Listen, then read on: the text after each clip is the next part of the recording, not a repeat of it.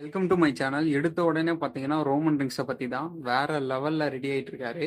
And ரீசென்ட்டா எல்லாருக்கும் தெரிஞ்சிருக்கும். ரோமன் வந்து தன்னோட இன்ஸ்டாகிராம் அக்கவுண்ட்ல இருந்து சோலோ சிக்காவ அன்ஃபாலோ பண்ணியிருக்காரு. இத யார் பார்த்தாங்கன்னே தெரியல. பட் ரோமன் திரும்பி அதே ட்ரைபல் ஷிப்பா வந்தா, கண்டிப்பா 2 பேருக்கும் மேட்ச் இருக்கும். பட் அப்படி வரலன்னா, வெயிட் பண்ணி தான் பார்க்கணும்.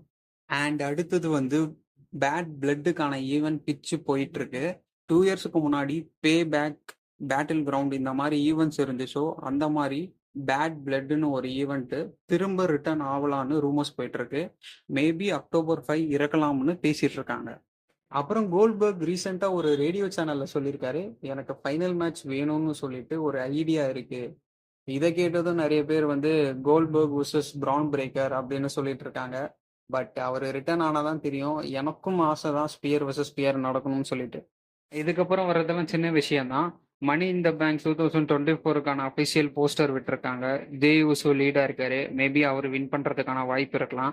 அண்ட் மண்டே நைட் ராயில் வந்து ஜட்மெண்ட் டே பேசிட்டு இருக்கும்போது பேக் சைடில் டீமோன் பின் பேலருக்கான பேஸ் ரெஃபரன்ஸ் இருந்துச்சு.